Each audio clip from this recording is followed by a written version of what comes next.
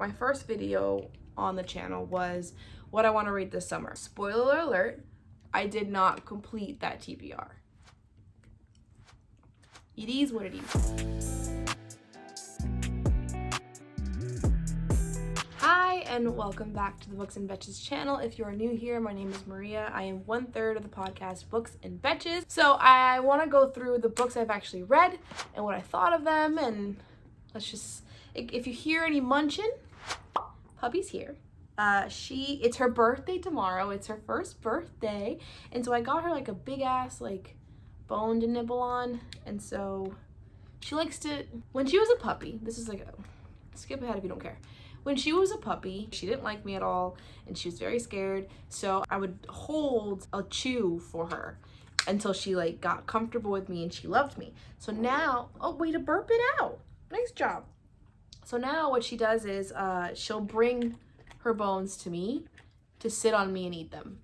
And bonus points if I hold it for her, because she is a lazy bum. But no, I'm not holding it, so you do your thing. Anyway, okay, let's begin. So let's go through my list, right? Let's go through the list of what I wanted to read and what I ended up doing. So I'm gonna look over here, my laptop's over here. In the Summer TBR, I had said I wanted to read Cemetery Boys, To Kill a Kingdom, and Ember in the Ashes, Ace of Spades, Daughter of Smoke and Bone, The Bridge Kingdom, and The First Sister. So out of that list, I've only read 2. Cemetery Boys. That was the first on my list. I read this. I read it soon after I made that video, actually.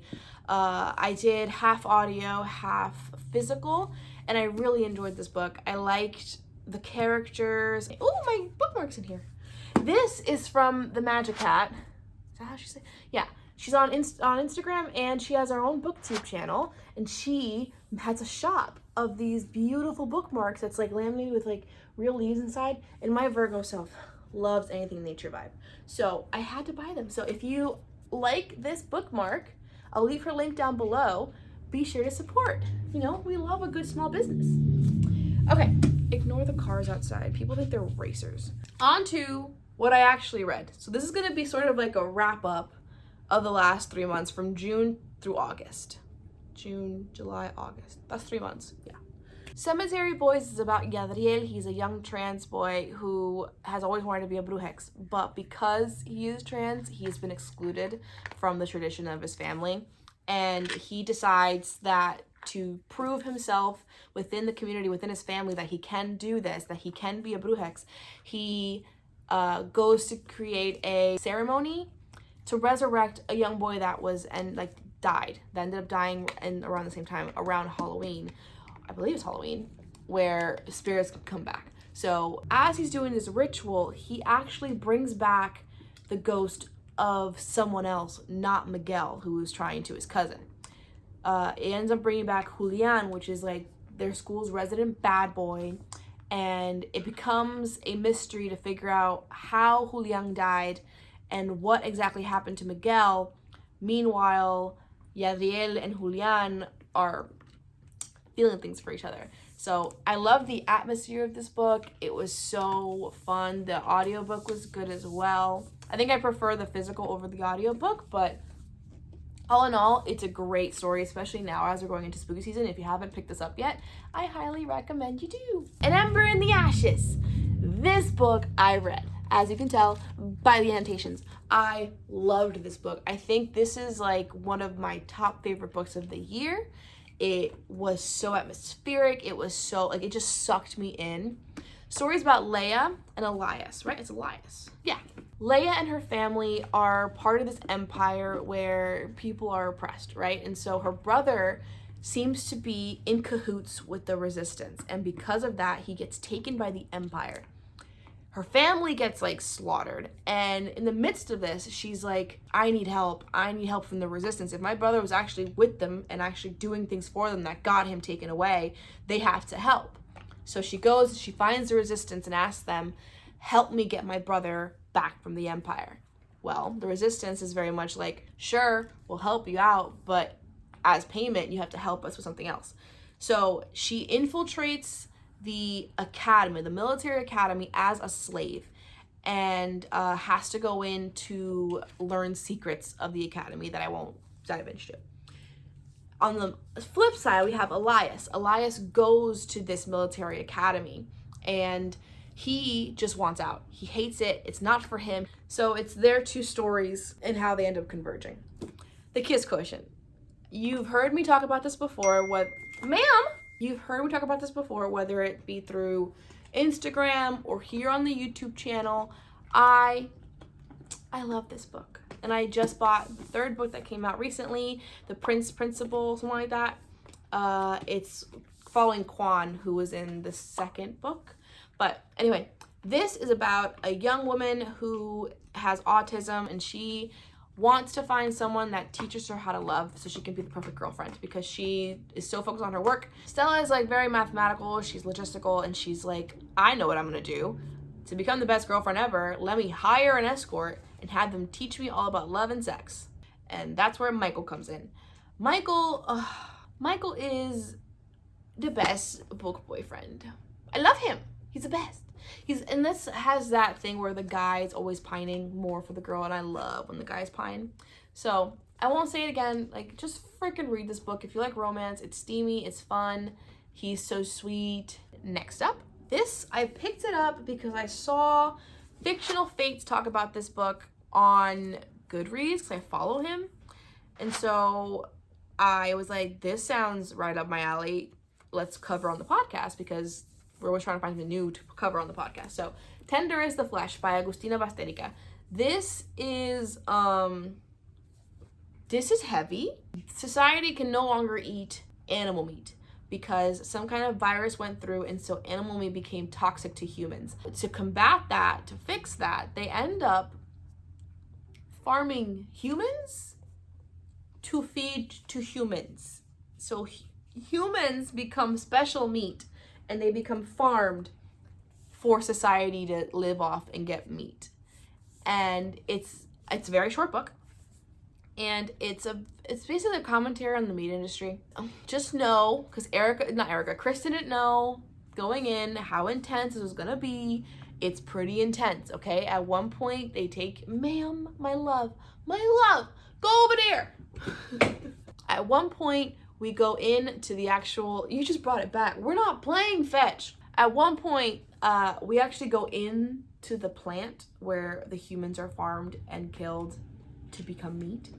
And they're called heads in the book. They're not called humans because they have to have the separation otherwise. So just know that going in. There's a lot of body gore in here. It's tough, it's weird, it's quick, and it makes you think. Next up, the book's down here. I'm not gonna grab it. Educated is about a woman whose father has been preparing for doomsday her entire life, and so she was never given an education. She never went to school. She always stayed home and worked on the land that their family owned.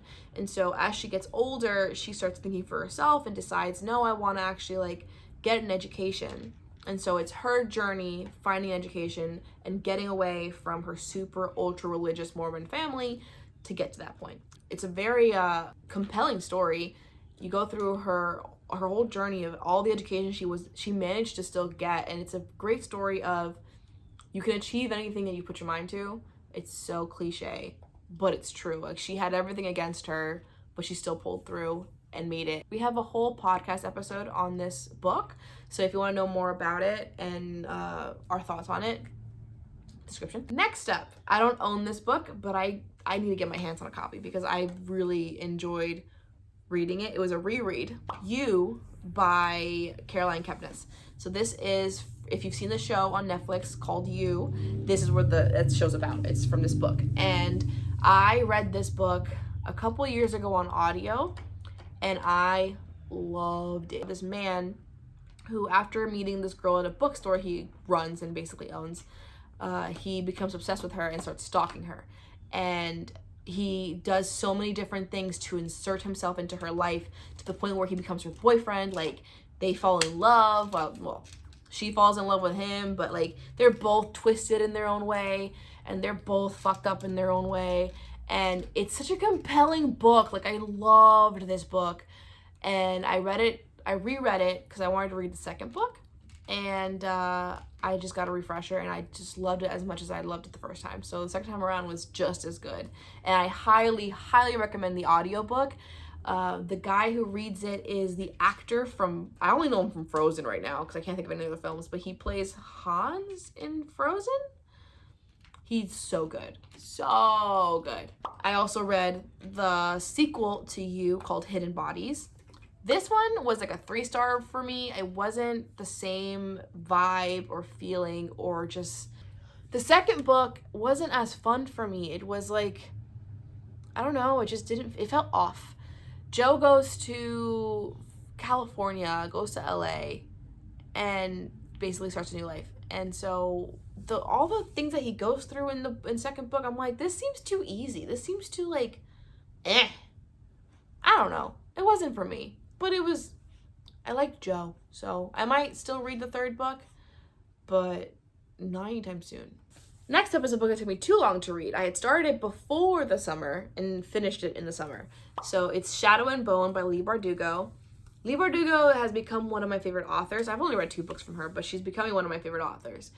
And I decided to read Shadow and Bone instead of watching the show, because I'm one of those. And I really enjoyed it. I thought it was a fun book. I thought it was easy written in a way that was easy to comprehend.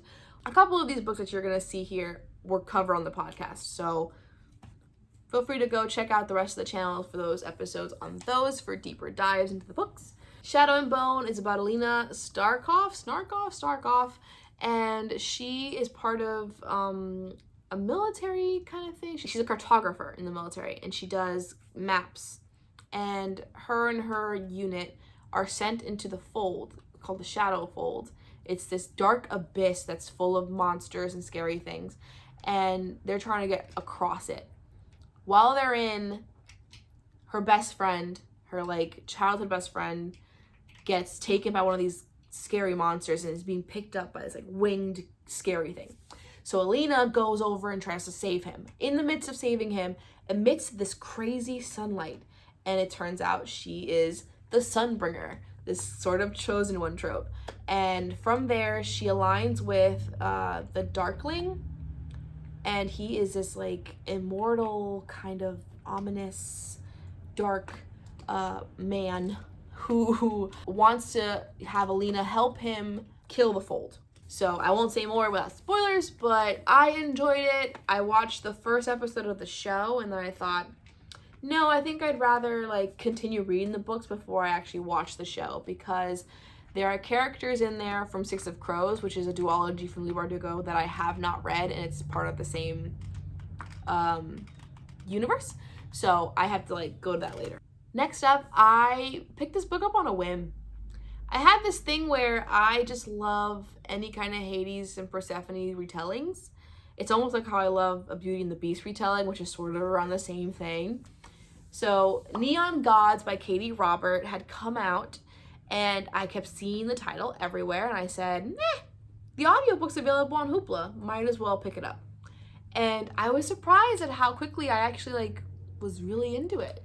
So I read it in like 2 days really, and it's basically another Hades and Persephone retelling, a little bit more modern. I think this is better than A Touch of Darkness.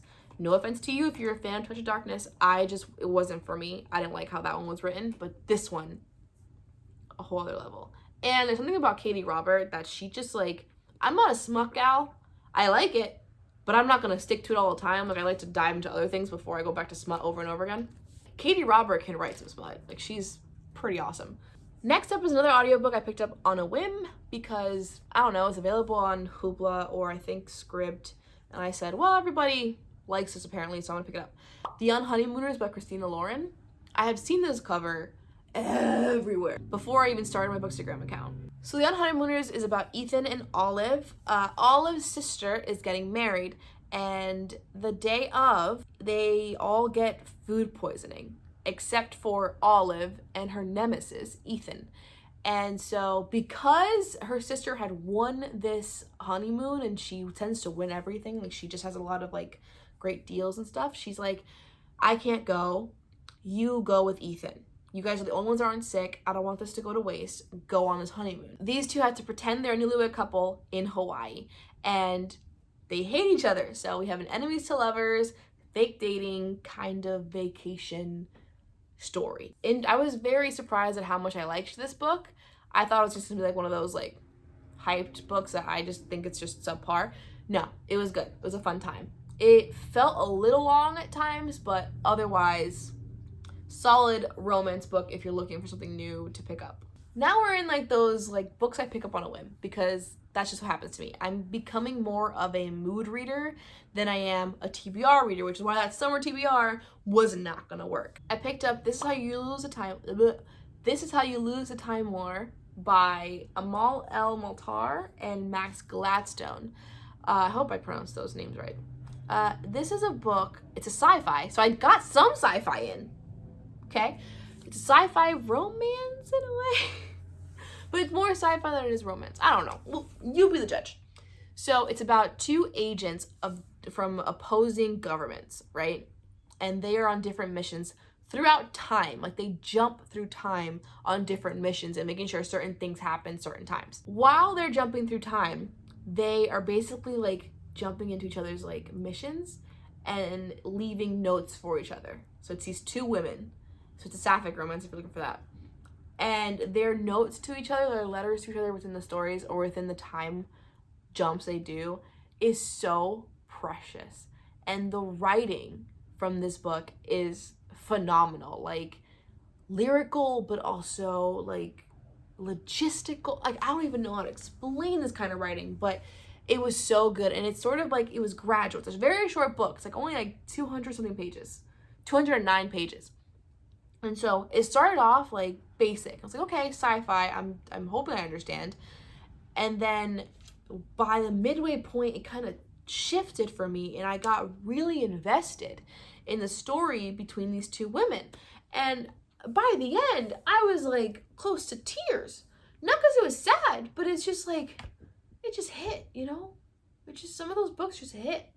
So if you're looking for a sci-fi that has some romance to it, not too much, it's like there's no smut or anything.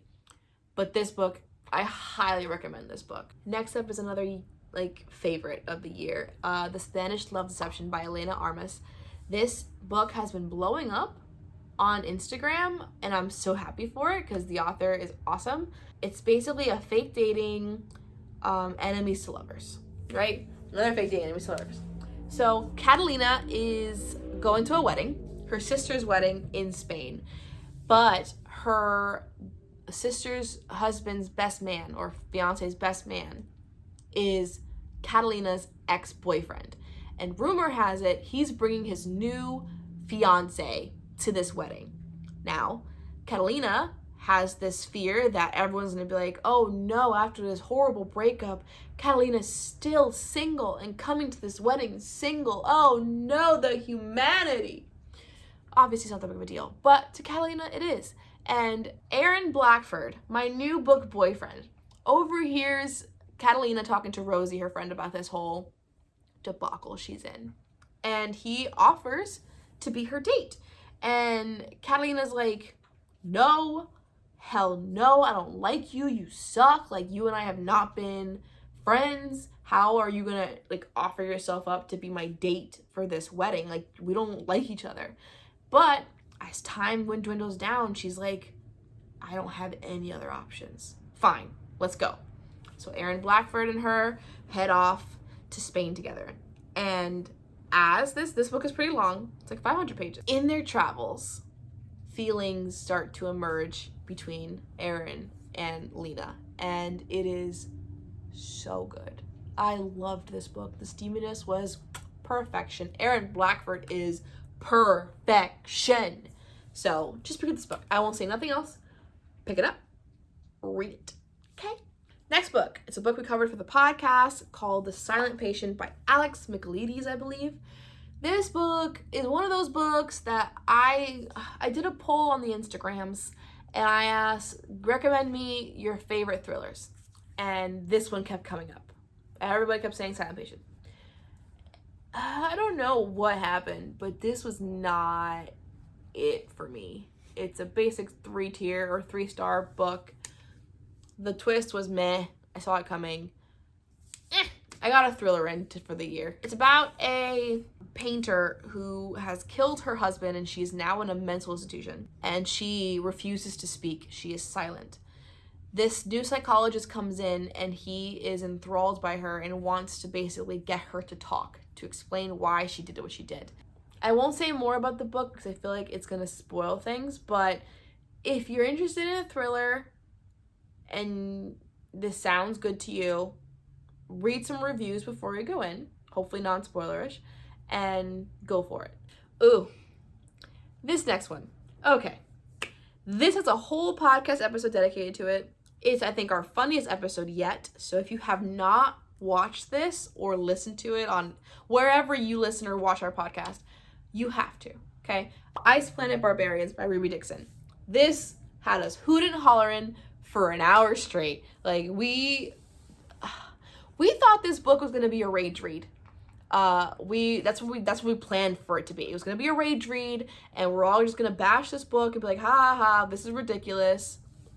Boy, were we wrong. At least Kristen and I. Erica had already read the book, and she liked it. I think she's read 2 of the actual series. And so yeah, we thought we were gonna not like this book, and we ended up really enjoying our time with it. So it's about a woman who gets abducted by aliens, little green men, as she says, and there's like a crash of their ship, and they get crashed on this like ice planet. And while there, our main girl Georgie meets Vectel, and Vectel is this big blue man, and they just end up having a lot of alien human sex. But there's some sci-fi parts to it that we were really interested in. I promise. But basically, the new hashtag is bang a blue man. Let us know in the comments if you'd bang a blue man. Next up, we're almost done, I promise. Next up, The Stopover by T.L. Swan. So I'm part of a reading challenges on Storygraph. If you don't know Storygraph, it's like Goodreads, where it's a place where you can track your reading and get recommendations. And it's a cool community. It's been created by someone in the UK. And it's got some kinks to work out, like all sites, but I really enjoy it. And you're able to do like half stars and 3-point stars, or like 0.75, 0.5, 0.25 of all your ratings. You can count DNFs as books read. So anyway, spiel aside. On Storygraph, people can make reading challenges, and there can be like TBR challenges or trope challenges. And in this case, I joined a romance trope challenge. And so it's like 15 different prompts of different types of romance tropes. So like enemies to lovers, or in this case for The Stopover, I think it was like friends with benefits, like that kind of thing. So The Stopover is about these 2 people, this woman and a man, who met in first class on a plane. And because of an impending storm to where they were going, they end up having to stop in Boston instead of New York. And they hit it off on the planes. They're like, let's just have a one-night stand. They go have a one-night stand. Our main girl, I think her name is Emily Foster, and the other guy's name is Jameson. She ends up, a year later, coming to New York for a new job. Turns out her new boss is the man she met on the plane. And so it's like a CEO, billionaire, girl love story thing. It was okay. I think I hear the second book's better, and other books in this series or other books by T.L. Swan are better. So I'm excited to read those, but overall, it was a good basic book. I think it was fine. And finally, the last book I read this summer was this awesome book called Flight Risk by Erica. E.L. Depinto is her pen name. But my lovely co-host Erica wrote this book. Hello, Zena.